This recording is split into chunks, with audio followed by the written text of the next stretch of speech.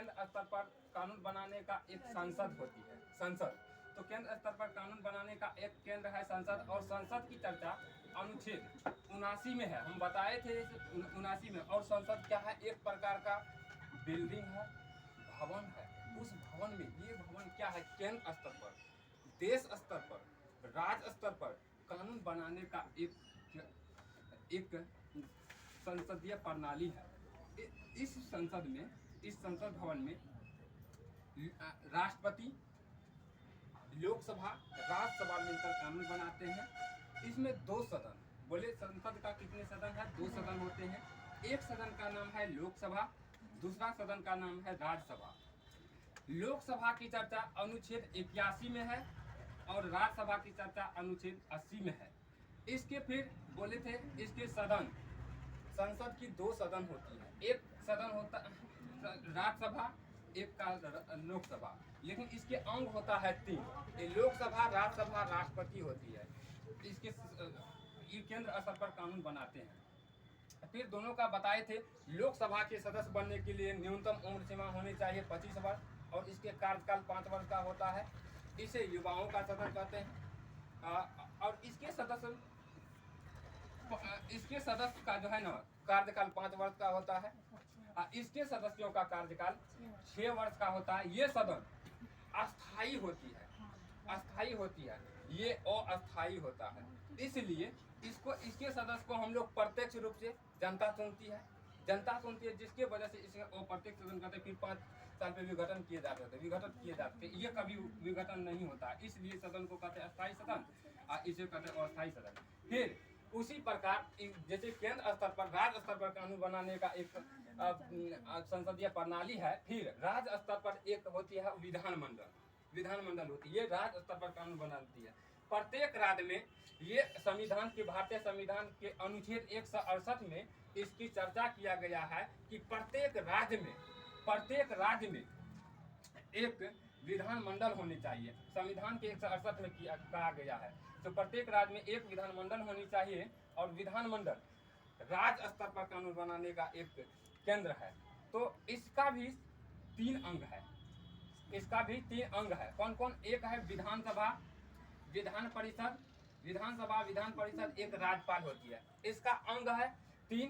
फिर इसका सदन है 2, एक सदन का नाम है विधानसभा, दूसरा सदन का नाम है विधान परिषद।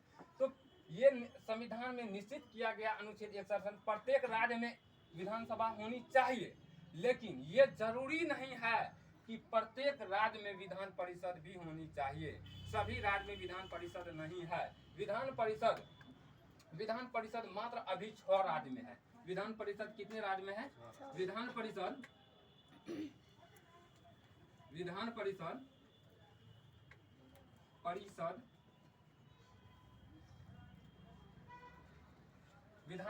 मात्र 6 राज्य में है। कौन कौन सा राज्य में है? उत्तर प्रदेश, महाराष्ट्र, बिहार, कर्नाटक, आंध्र प्रदेश, तेलंगाना, ये 6 राज्य में है। और सभी का सीट पूछता है। उत्तर प्रदेश में 100 है, महाराष्ट्र में 78, बिहार में 75, और आंध्र प्रदेश में है 46, और तेलंगाना में है 40। ये सभी का सीट है। तो मात्र पूछेगा कि जो विधानमंडल जो है, विधानमंडल का कितने अंग है? तो 3 को बोलेंगे हम लोग। एक का नाम है विधानसभा, विधान परिषद और राज्यपाल है। फिर कहेगा कि कितने सदन है? 2 सदन है, एक का नाम है विधानसभा, दूसरा का नाम है विधान परिषद। क्या प्रत्येक राज्य में विधानसभा होती है? हाँ, होती है विधानसभा, प्रत्येक राज्य में विधानसभा होती है। फिर क्वेश्चन पूछेगा कि क्या प्रत्येक राज्य में विधान परिषद होता है? नहीं, विधान परिषद प्रत्येक राज्य में नहीं होता है, मात्र 6 राज्य में विधान परिषद है। फिर कहेगा कि इसके सदस्य बनने के लिए विधानसभा की चर्चा भारतीय संविधान के किस अनुच्छेद में है? अनुच्छेद 170 में है विधानसभा का, और अनुच्छेद 171 में है विधान परिषद की चर्चा। इसके सदस्य बनने के लिए न्यूनतम उम्र सीमा इसके लोकसभा के बराबर होता है। जैसे लोकसभा के सदस्य बनने के लिए 25 वर्ष होता था, तो इसके सदस्य बनने के लिए भी 25 वर्ष होता है। फिर इसका भी कार्यकाल 5 वर्ष के लिए होता है। इसे भी प्रथम सदन, निम्न सदन, लोकप्रिय सदन कहते हैं। जैसे हम बताए थे, लोकसभा को प्रथम सदन, निम्न सदन, लोकप्रिय सदन कहते हैं और अस्थायी सदन कहते हैं। उसी प्रकार विधानसभा भी है प्रथम सदन, निम्न सदन, लोकप्रिय सदन और अस्थायी सदन है। इसलिए इसके सदस्य को विधानसभा के बहुमत दल का नेता होता है मुख्यमंत्री। जैसे हम बताए थे यहाँ पे लोकसभा के बहुमत दल का नेता होता है प्रधानमंत्री, तो राज्य में होती है विधानसभा के बहुमत दल का नेता होता है मुख्यमंत्री। तो मुख्यमंत्री की नियुक्ति हम बताए थे कि मुख्यमंत्री की नियुक्ति करता है राष्ट्रपति, राष्ट्रपति करता है मुख्यमंत्री की नियुक्ति। लेकिन मुख्यमंत्री को मतलब शपथ कौन दिलाता है, तो हाई कोर्ट का जो है मुख्य न्यायाधीश होता है वो मतलब शपथ दिलाता है, नियुक्ति करता है इसका राष्ट्रपति करता है। तो इसके सदस्य का कार्यकाल 5 वर्ष। फिर इस सदन का भी कार्यकाल 5 वर्ष होता है। इसकी न्यूनतम उम्र सीमा 25 वर्ष होता है। इसे अस्थायी सदन, अस्थायी सदन, निम्न सदन, प्रथम सदन, लोकप्रिय सदन कहा जाता है। फिर इसे विधानमंडल का ये दूसरा सदन है। तो इसकी चर्चा अनुच्छेद 171 में है।